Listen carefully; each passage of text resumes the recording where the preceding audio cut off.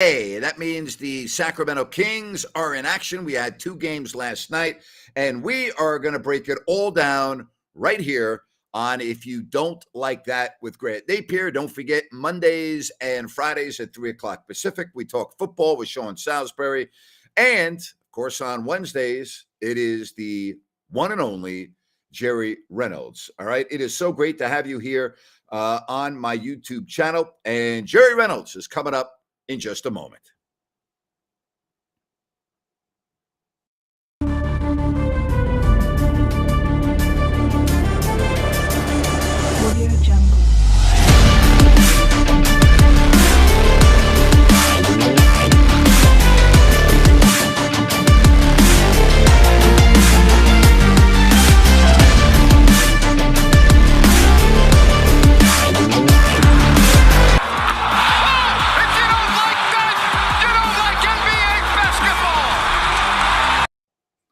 And following that dunk, holy moly, Jim Bob Boley, the man himself, Jerry Reynolds. How are you, Jer? Oh, I'm feeling pretty good. Got my walk in around Roseville today. Beautiful weather. Yep. It's early, just ready, basically another hour, and I'll be taking a nice nap. And then get ready for the game. You have any opening night that sticks out more than the rest over your career in the NBA? Yeah, I think so. The very first one, in 85, 86, in the little building. I was an assistant coach, and just to be in the league for the first time, first game in Sacramento, there were people out hours and hours before the game waiting for the game. I think that one still, and of course, Commissioner Stern was there, Greg Lukenbill, Joe Benvenuti, in tuxedos. And of course, Greg, always remember tuxedo and tennis shoes. But then that's our man, the Luke. And I remember the video of David Stern trying to get to that game, and the traffic was so bad. And I think he had to ask then for a police escort, and they didn't believe him that he was the commissioner of the NBA. But what's interesting about that night, the aerial footage from that night, I mean, that building, 10,333 on Northgate Boulevard, basically Natomas, there was nothing. All it was fields. I mean, it was literally in the middle of nowhere back then in 1985. Yeah, that's what we tend to forget, is that where the little building was is now, I think, a government building. But to the west of that, there was nothing. Nothing. And I always remember that first year Reggie Theus going out pheasant hunting, and now kind of the area where Arco 2 was. Uh-huh. So it gives you, it's just amazing. The North Natomas didn't exist, and it's just really pretty much from Garden Highway to the airport, there wasn't anything to speak of. How did the Kings win that game opening night? No, we lost to and lost really is a terrible loss for this reason, because the Clippers beat us, late in the game. Derek Smith had a huge game, and I always say that's what led to the terrible trade, which kept a potential long-term playoff team. I think that team, had they not made that trade, giving up Mike Woodson and Larry Drew and flip-flop and picks to get Derek Smith, that team would have been a playoff team for a number of years. But they didn't. Anyway, and Derek was awfully good at that time, but of course the Kings, when they traded for him, he was damaged goods, knee surgeries and mononucleosis. And it's like, oh my God. Yeah, boy, excellent move there. Good news and bad news as we talk about opening night in Sacramento. The Portland Trailblazers are in town. Keegan Murray will not play, but he was back at shoot-around this morning out of protocol, the health protocol, whatever the hell the new language is now in 2022. So he was at shoot-around this morning, but he won't go tonight. It's a conditioning thing. Kevin Huerter said he will play tonight despite an ankle. So it's kind of a bummer. Everyone's excited. Keegan Murray has been really such a bright spot beginning in Summer League. He looked really good in the preseason, but it looks like, Jared, we're going to have to wait a couple more nights possibly to make his debut against the LA Clippers. And that's too bad, because I was really looking forward to seeing him play tonight. Yeah, me too. There's no doubt. Obviously fans are really excited about Keegan Murray, and you should be. He's did everything you could hope. The guy was terrific in Summer League, terrific in preseason. There's no doubt that he's a key guy if the Kings are going to make any kind of a run for the playoffs and play play in, which I think they can, and so, but it's one game, and if it's the only game he misses all year, then Yep. Kings are in great shape there. I think the real key in terms of games played this year is De'Aaron Fox. It just seems like lately he has not been able to, get 70 games plus. He has to play, in my opinion, 72 of the 82 games. Now, you and I talked about this last Wednesday. I like the depth on this team a lot, and I like how Davion Mitchell played last year towards the end of March and April when De'Aaron Fox was not in the lineup. But Jerry, I really want to see the consistency from Fox this year in his game. Last year was extremely Jekyll and Hyde. There were stretches where he couldn't put the ball in the ocean. There were stretches where he looked like he was going to be an all-star. To me, Jerry, it's about consistency at that. Well, if you're in the NBA, it's about consistency. You coached in this league. You want guys that you know what you're going to get night in, night out. We need that from De'Aaron Fox. Yeah, you don't really want the guy that's going to get you 31 night and 5 the next. That's right. You're better off the guy's going to give you 21 night and 15 the next. I mean that kind of thing, and you're exactly right. And I do think the key, as you said, I think De'Aaron's got to play 72 to 75 games, as does Sabonis. I think those are the two guys that have got to stay healthy. I think the depth is good enough, that you could absorb an injury to just about anybody else. But those two guys need to be on the floor 70 plus games this year. Yep. For the Kings to have the kind of record that, we think they can have. Garrison said, once again, politics are injected in the sports. No reason he shouldn't play unless he is sick. And if he is a shoot around, then he isn't. No, you're right, but he hasn't been practicing. And Jerry, you would know this better than, a lot of people in coaching. The reality is he's not in condition to play right now. I think that is the issue that we're talking about. Could he play conceivably? Yes, he could, but he's been inactive for a couple of days. It's not as simple as just rolling out of bed, going out and, being productive when you haven't done anything all week. No, you just can't take a chance on something right. like that. And, he may feel pretty good, but feeling pretty good and being ready to play NBA basketball. And like I say, it's one of those things where, better safe than sorry. If he misses, if this is his only game or only misses a couple of games all year, then it's just too bad. It's the first one. That's all. Hippity hop to the barbershop. Jerry Reynolds with us here on YouTube Live. And again, if you want to go to the chat line, you can do it. All right, let's talk a little bit about expectations. I did a rant on this morning. To me, based on 16 years of futility, that means not a winning record in 16 years, no playoffs in 16 years, Jerry.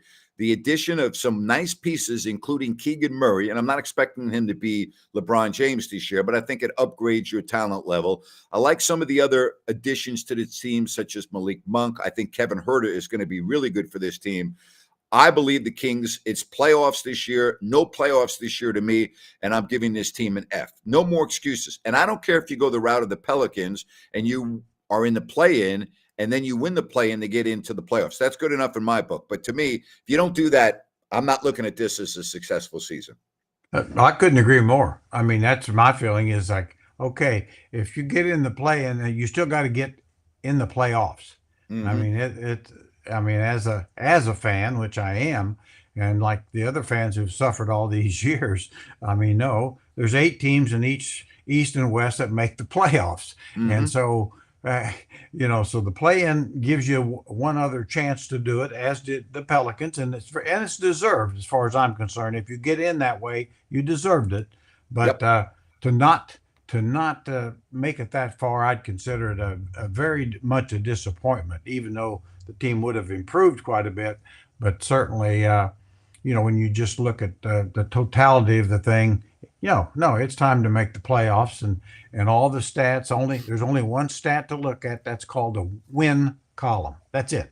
Yep. Somebody wants to know a prediction for Keegan Murray's point per game prediction. What do you think's realistic for him this year, Jerry? What would you guess?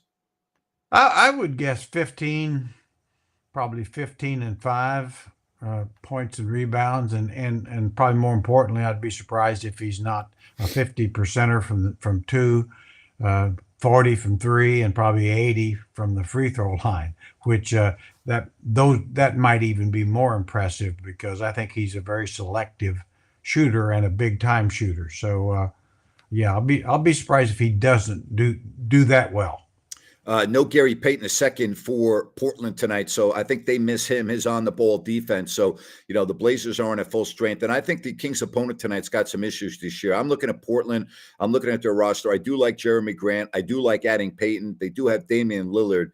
I'm not so sure that team is all together, and by together, I mean there's something to me missing right now in Portland. We'll find out. We got 82 games to watch them, but I'm not real high on the Blazers this year, Jerry.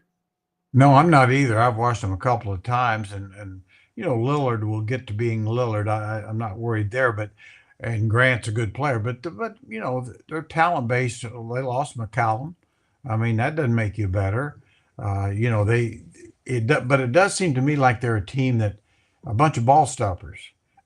You really don't see the free flowing offense that certainly you're going to need to see from them. The rookie Sharp hasn't shown much. I know I'm probably a little biased here because I've always known Terry Stotts for a long time, but I don't think they improved their coaching at all. I agree. It's like I don't know what they expected from Terry Stotts as a coach. I think he overachieved with that team for many, many years, and I think now they're trying to understand that that's exactly right.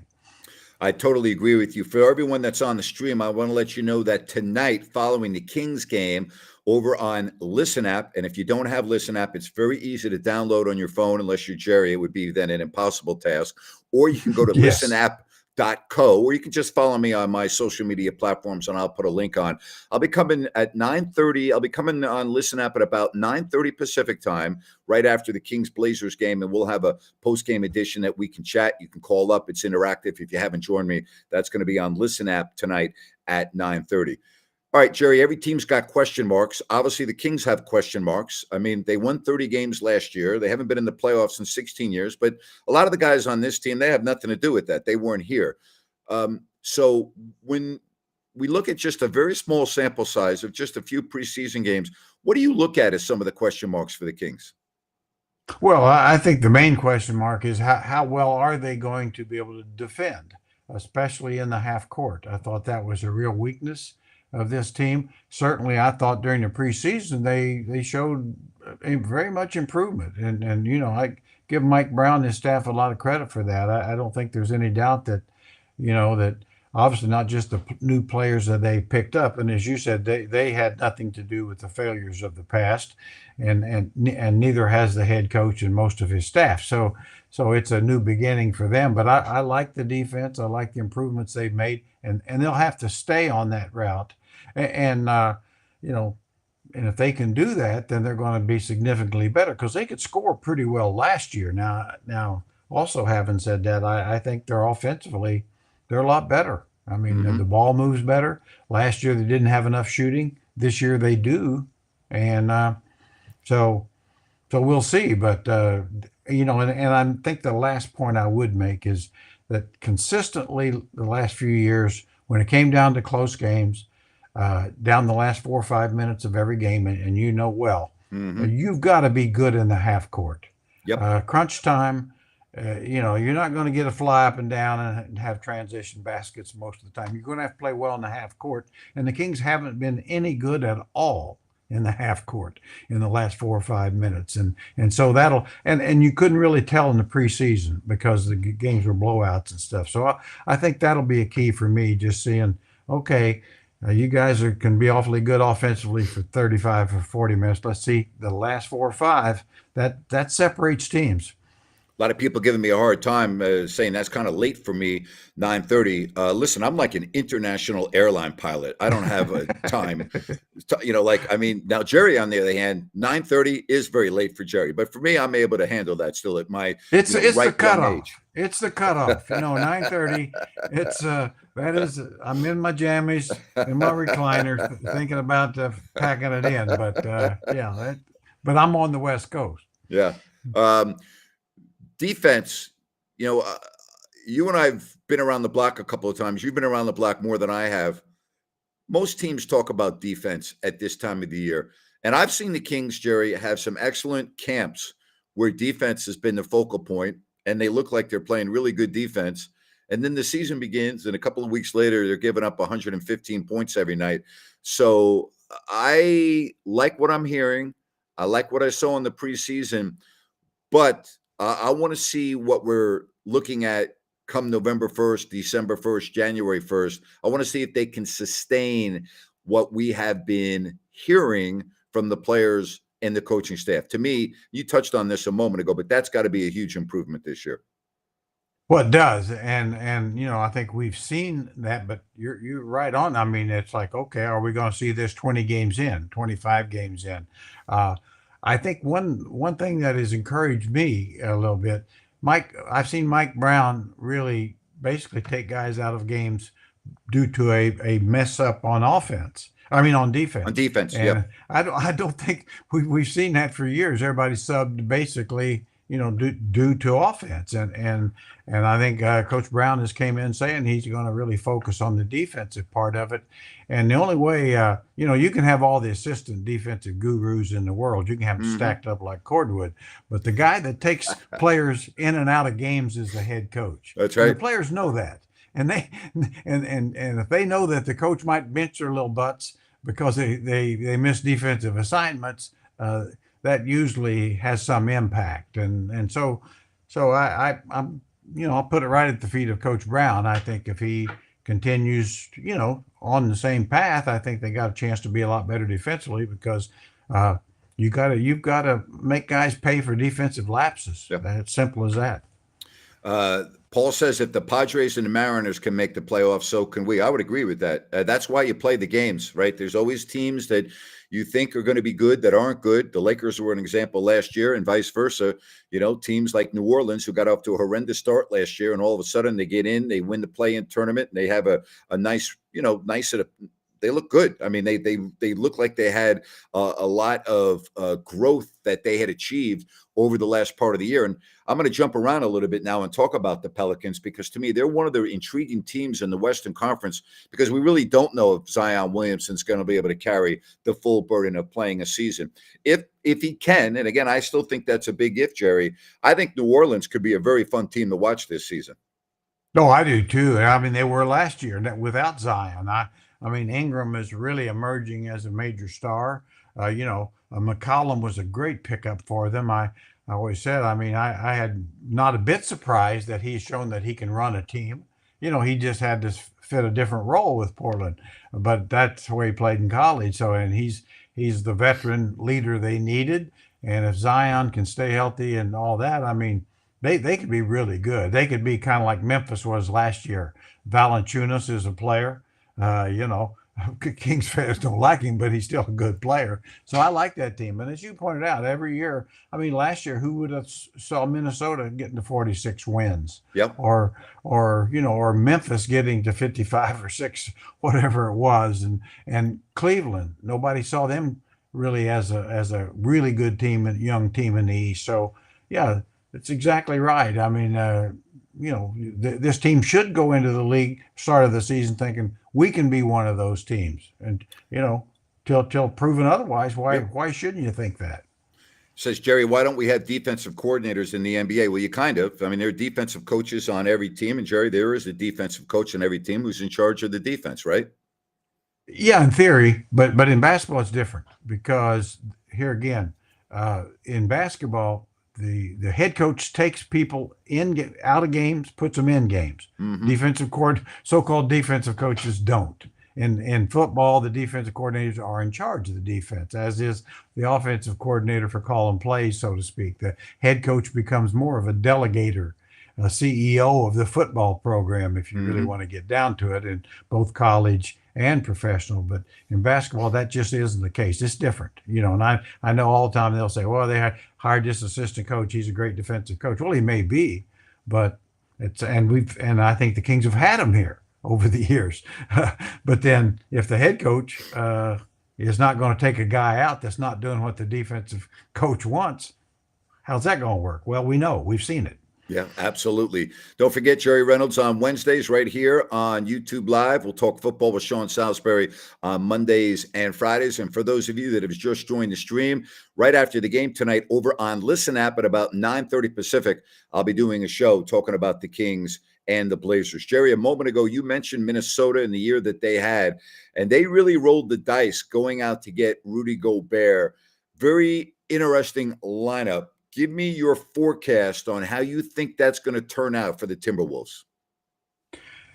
I think it makes them a little better in the playoffs. I think they'll be a playoff team. I don't know that they're going to win more than 46 games. Mm-hmm. I mean, it really is an interesting challenge, to put, in today's game to have two bigs on the floor, with Towns is of course unique. I've always said I think he probably is better on the perimeter, wants to be out there, and he is a great shooter. He's proven that. So, Minnesota, Gobert will make them better defensively, and I can see them being really more of a threat in the playoff than they were last year. But I'm not sure they'll win more games. 46 is it's tough to win games in the league. Yep. All right, here's another question. Talking about the Atlanta Hawks, how will Trae Young and DeJounte Murray play together? Or, excuse me. I got is it Murray? Who am I talking about from San Antonio? Yeah, DeJounte Murray. Yeah, I'm sorry. So talent, that talent, when you look at it on the floor, is amazing in that backcourt. The question is, can they play together? Yeah, that will be the question. I think they can, because I think they want to. Mm-hmm. I think Trae Young, as good as he is, knows that he really maybe needs to sacrifice a little bit of his individuality to get better. And of course, Murray really is everything that Trae isn't. Defensively, he's a terrific player. He can make plays, and I think he knows that he can't be as ball dominant as he was in San Antonio. They don't need that. So I guess to answer your question, I think it's going to be a great guard line. I really do. I think that Atlanta's going to, if they can stay healthy. I mean, when you look at Collins back and Murray, and of course Bogey, whatever he can give them this year. I know just from talking to some people I know, and Capella. That's a nice team. The East it is very nice. The East is just as tough as the West. I think overall. But I think they could be a real sleeper of as far as being a top 4 team. All right. Somebody says they want to see me back on TV, but not with that haircut. Listen, about a month ago in Sacramento, and Jerry was there out at Bennett's in Roseville. I witnessed it. Yes, you did. I shaved my head for charity. We were able to raise Ryan and Sacktown and myself. We were able to raise $16,000 just in a couple of hours at the restaurant. And so, Jerry, yeah, I got to do what I have to do to help out charities, Jerry. So I was you do. You do, and really, the point is, you really weren't a pretty man before, so that wasn't much of a risk. That's a great point. That's a very good point. We're not. Yeah, come on here. We're not talking about Brad Pitt here, guys. This is Grant Napier. So there was no risk there. Hey, I remember when you got a mohawk, or you shaved your head. That was back in the early 90s, I believe. I can't remember what that was for. What take me back. Do you remember that? Paul Robbins and Phil Cowan, it was for some sort of charity, and I don't remember what it was. And so I did it, and looked pretty stupid, really. And that's why I haven't done it since. But sometimes younger people have to learn the hard way. Yeah. But it was for a good cause, and like I said, I was just like yourself. I didn't feel like any risk. In my appearance, it's like I told my wife, if you don't want to look at me, just look away. If it's creepy looking, just look away. Yeah, I've noticed that happens a lot, Jerry. She does look away. Well, it happened. It happens a lot now, regardless of the hairstyle. Hey, absolutely. All right. When you look at the Memphis Grizzlies, Jaren Jackson Jr. is going to be out for a couple of months. How does that impact them? I think it impacts their seeding in the West. I don't think they're going to be as high as they were last year personally, but if he's good in the second half and good for the postseason, watch out for the Memphis Grizzlies. Yeah, that's really a team that could come out of the West. Now I agree with that. Here again, they win 57, 58 games last year. I don't see them doing that this year, and I think but they might actually be better come playoff time. Again, Hmm. health is a key, but they need Jackson to be at their best, and certainly Desmond Bain's going to be a little better, and John Morant is Yeah. maybe the most exciting player in the league. Oh boy. Well, you'd put him right with Luka Doncic, I think, as far as guys that just you can't take your eyes off of them. But you know what was amazing to me is how well Memphis played in the games that Morant missed last season. I mean, that just was amazing to me that a guy that good at that position, and yet Memphis in the games that he missed, and there were numerous games, didn't miss a beat. I found that to be very surprising, which really shows me the depth that that team has and the coaching. There's a lot to like about the Memphis Grizzlies. Really, no question, that was amazing. Now, I thought Trey Jones as a backup point guard proved, in as a starter, they changed how they played. That's a credit to the coach. I think the coach is just really one of the best. But they became, a little more efficient in the half court. Really, because Trey Jones can't do what John Morant does, but he didn't try, and they Hmm. didn't try. They That's right. played more of a half court offense, didn't get out in the open court as much. But it's also true that Ja's their best player, and to have a chance to win a championship, he needs to be on the floor. Yep. I like Denver this year, Jerry. I like their team a lot. They get Jamal Murray back. Everyone says he's great, 100%. They missed him last year. And again, this is a big if, but if Michael Porter Jr. can stay relatively healthy, coming off another procedure on the back, and again, we're talking about backs, so they're very unpredictable. You got Nikola Jokic. We know how good he is. Michael Malone's done a great job in Denver.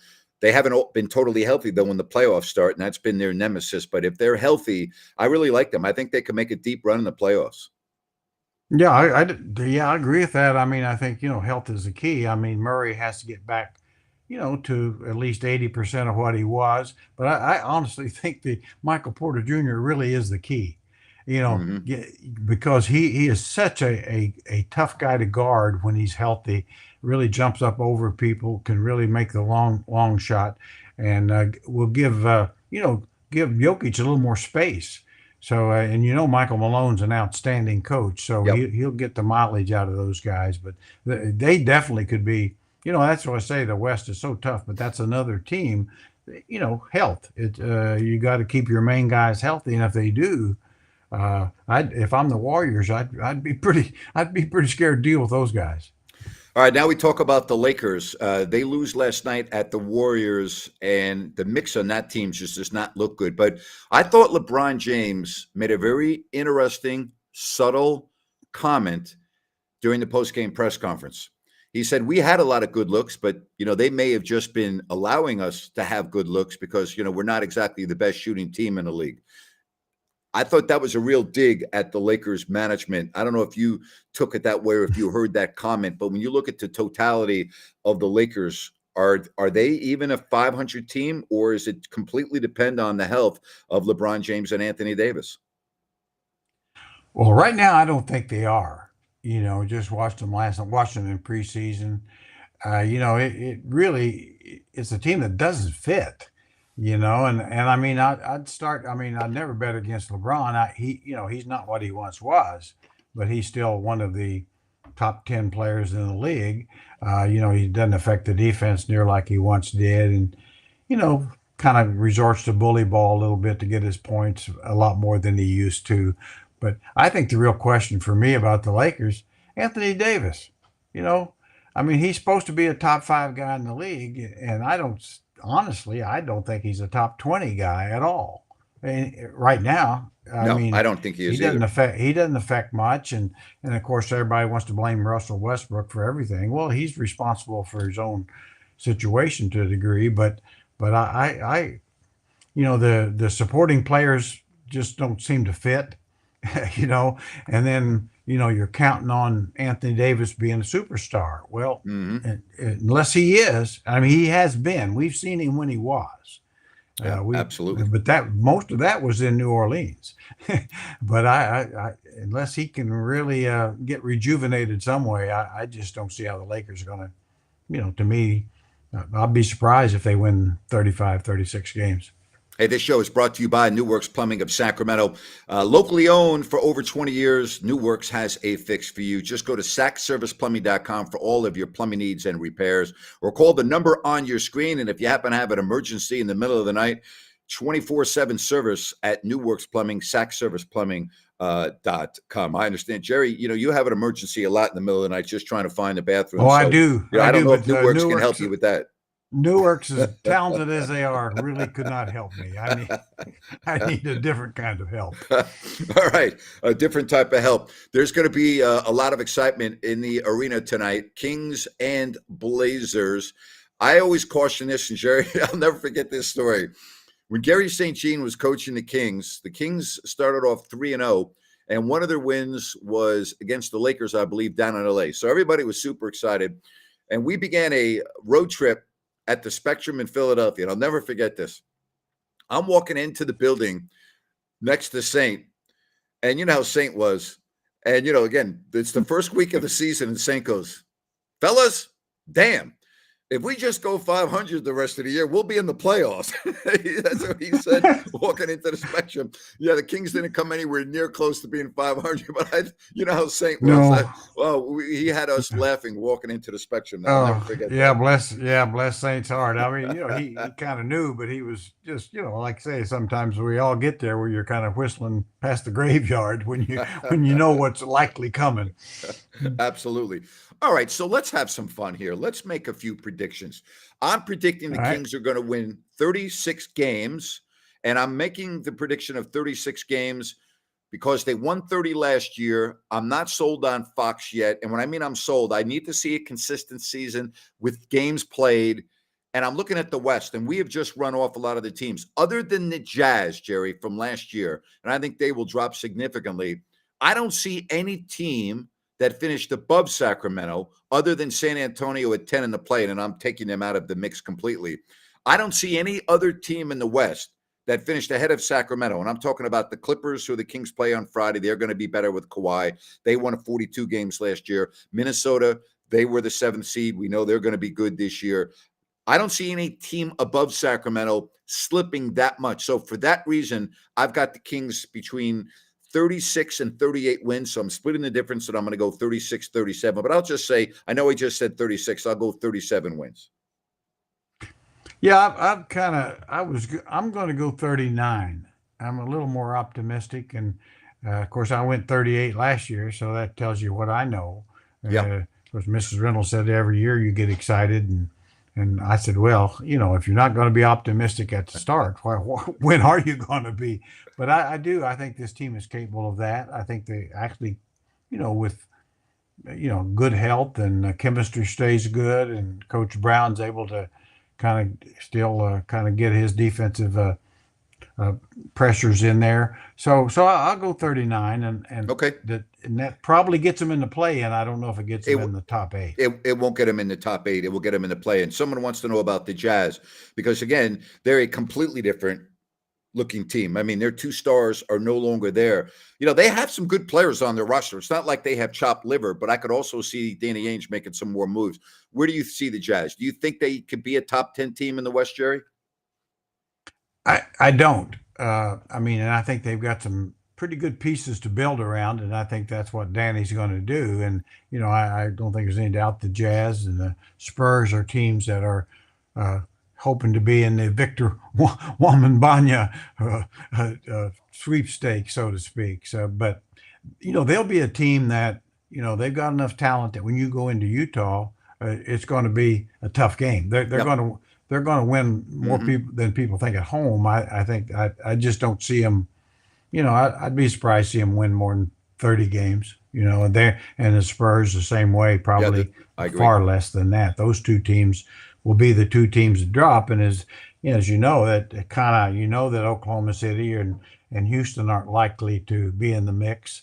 So that means, the Kings are really competing with the Lakers and the Portland Trailblazers. And I really personally believe that the Kings are better than both. Frank wants to know Period. the 10th seed is not an accomplishment for the Kings, and I would agree with that. The Spurs were a 10th seed last year, and they won 34 games. I'm with you. Mhm. Playing to me is not the playoffs. That's not the playoffs. To me, if you get in like New Orleans did as the 9th seed and win the play-in tournament and you're in the playoffs, then you earn that. That's fine. But I'm with you. The 10th seed is not an accomplishment. Well, Jerry, this was great. I know you get nervous with a lot of people watching. We had a lot of people watching the stream today, and we had a couple of thousand watch the recording, which is obviously up on my YouTube channel. And I know that makes you a little nervous, but I want to say your composure was outstanding today. It was excellent. Well, getting used to it. I really enjoy the time we get to spend together still, and on a regular basis. I'm always looking forward to it. Looking forward to the basketball season. Yep. Looking forward to being spending some time with you, and hopefully the fans enjoy it. I mean, all we can do is what we do, and but hopefully we'll even maybe at some point during the next month or so bring in some legitimate insights that they haven't thought about. You I love never it. know; it's possible. It is possible. Jerry, you're the best. Enjoy the game tonight. We'll talk to you next Wednesday. All right. Can't wait. See you All guys. right. All right, Jerry Reynolds. Great stuff there. Seriously, I just love that chat with Jerry. Outstanding. All right. Also, Rhino in Sacktown. We're going to talk a little bit more about opening night, the excitement. Look at him. He's ready to go. He's got the purple, donning the purple shirt. You got to have it. How are you, buddy? Doing good, bud. Hey, don't forget rocking the glasses too. Same shirt, same glasses. Yeah, I got the glasses here because I thought you were going to do it. And, I don't like it. Doesn't go. I just, I'm going to take that off today. First of all, I don't want to have you in too much clarity looking at you. So I got to be careful there. Fair But enough. no glasses. But your glasses are good, man. I like that. It's the Rambus look. It's good. You're ready to roll. I like that. Yeah, Haunted Horse sent me the Rambus string form, so you just can't see it because I got it behind the headphones. So, That's yeah. good. All right. What are you Thanks, expecting Lord. tonight? No Keegan Murray, and that's disappointing. So I know everyone's excited. It looks like he'll probably play Friday. I think the Kings win this game tonight. I look at Blazers, no Gary Payton, which I think they're going to really miss his defense on Fox. I like what he does, but unless Damian Lillard has one of his nights where he just is unguardable, I think the Kings win this game tonight. Kings have had a hard time traditionally guarding Damian, especially at Golden One Center. That being said, it's a really funny line because the Kings are favored by 2.5, but most of the money, or I should say 67% of the money, is on the Blazers. Is that right? Yeah. So if you go to ESPN stat calculator, they have the Kings winning by 67%, but most of the money and the over-under is with the Blazers. I don't even know what the line is. Do you know what the betting line is? I have no idea. Minus 2.5. Really? The Kings are only minus 2.5. That's a little surprising to me. Huh. Yeah, I thought it was a little surprising too. So the thing with Keegan, you talked about, and I'll get back to what you're saying, the conditioning part. I get he was out for, I think it was 4 days. They gave Huter 4 days off, but Huter's playing tonight. And I guess that's a byproduct of he was very close to healing with that ankle, and they just wanted it not to be sore or tender the rest of the season. Keegan's a professional athlete now. Well, I mean, you can't miss 4 days. Yeah, I guess he could. I don't know what's going on behind the scenes. Kevin Huerter's been in the league for a couple of years, so he knows a little bit more. I don't know what the real story is other than they were talking about his conditioning. So, again, could we get to game time and they change their mind? I guess they could. I'm just telling you what they have put out. He's listed as out right now for the game tonight, so we'll see.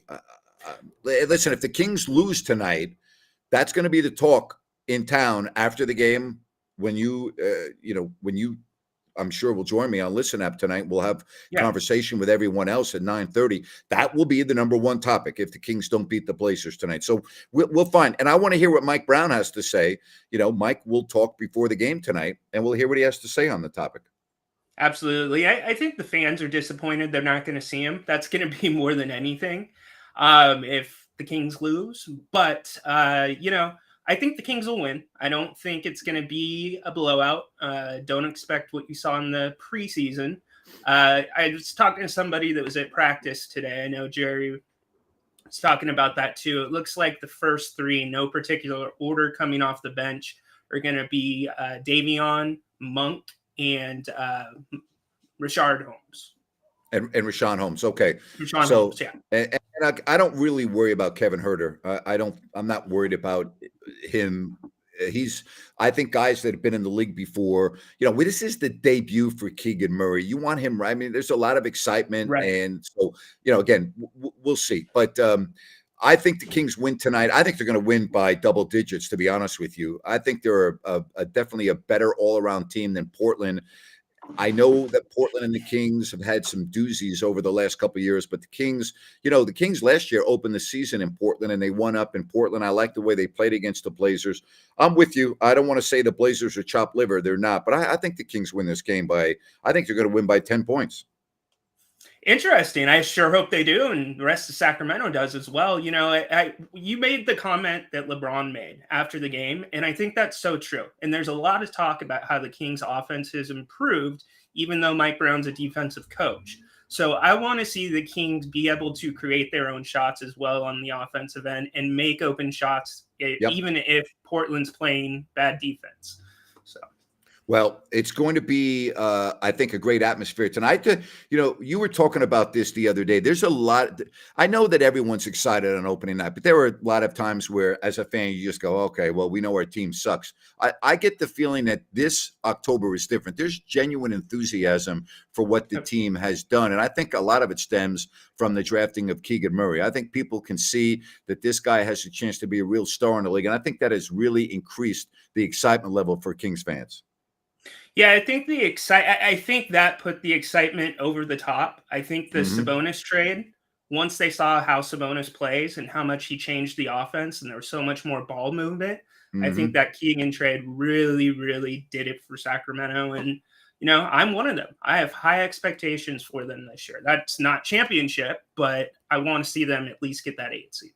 If you guys do this on a regular basis, this will grow. I guarantee it. Well, we're going to do it on a regular basis, and it will grow.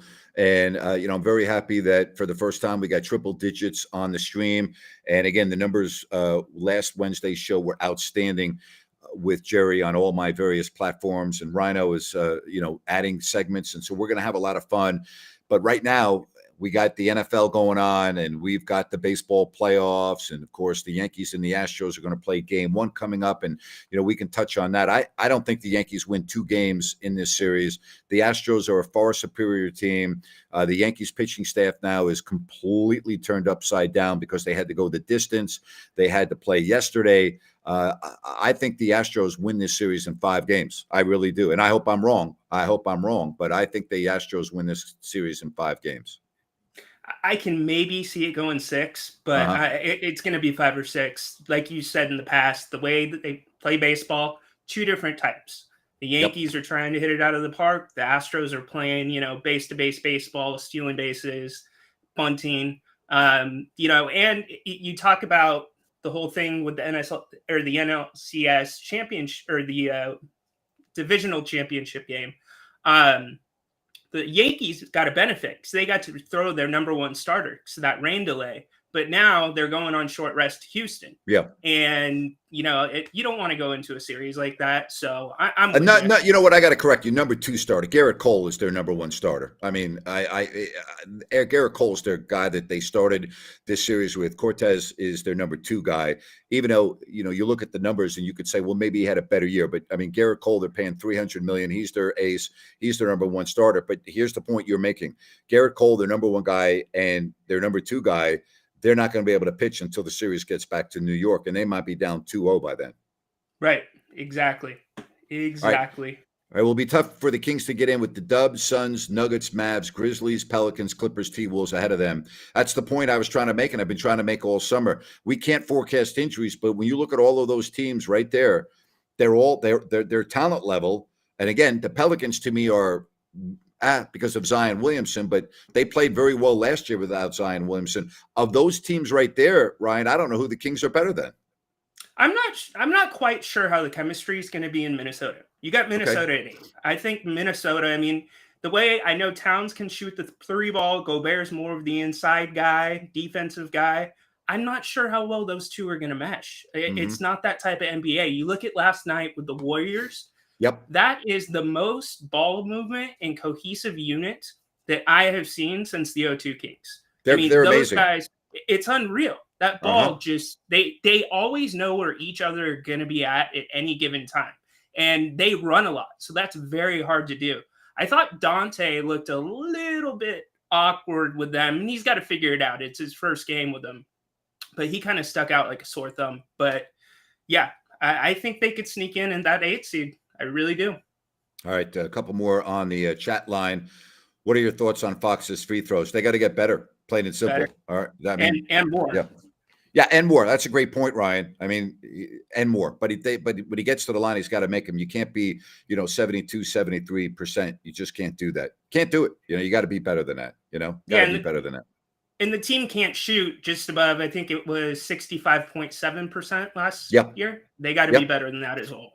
Absolutely. And I think they will be better than that because, Herter's a good shooter, Malik Monk.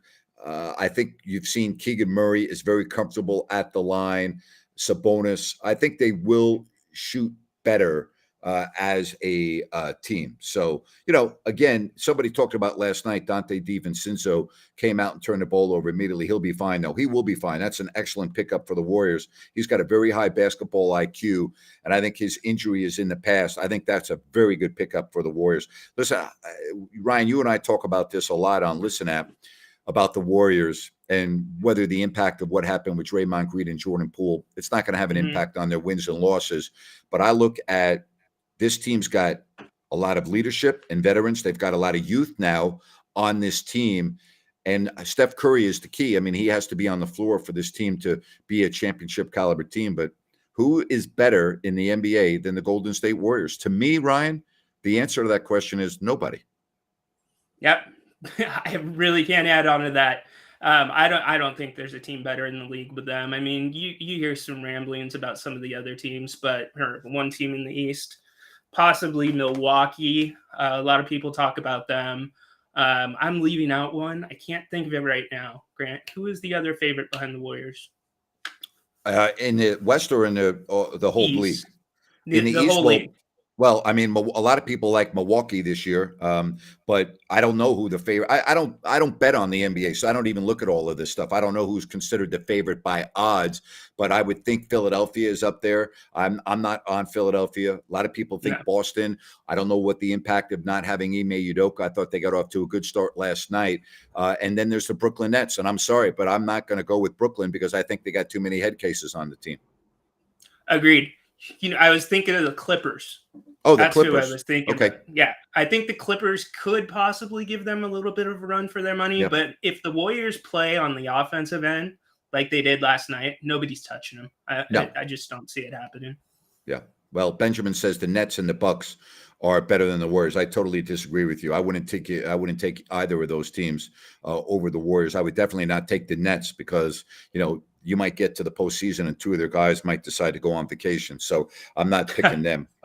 Ryan, great show today, buddy. I'm going to get ready for Listen App and Sean Salisbury coming up on Friday to close out the week. Thanks, bud. Thank you. Have a good one.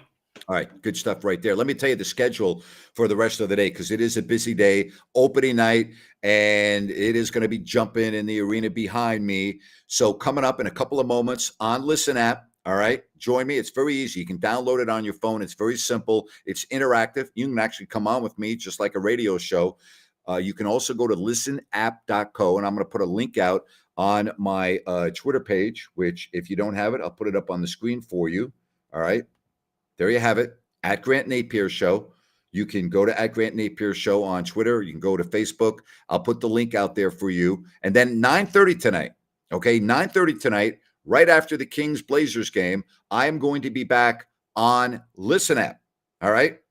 So busy day, Kings basketball tonight. Enjoy the game, everybody. And as I said, I'm going to be getting ready for my show in a couple of moments on Listen App. Always great to have Jerry Reynolds with us, Ryan in Sacktown. Don't forget Friday at 3 o'clock Pacific, Sean Salisbury. We'll talk college. We'll talk the NFL. And Sean is the morning host on the Houston Astros flagship station. So we'll talk to him about some baseball as well. That's coming up Friday at 3 o'clock. But today it's basketball. Listen up in a couple of moments, and then again tonight at 9:30. Thank you so much for joining us here on If You Don't Like That with Grant Napier. So long, everybody.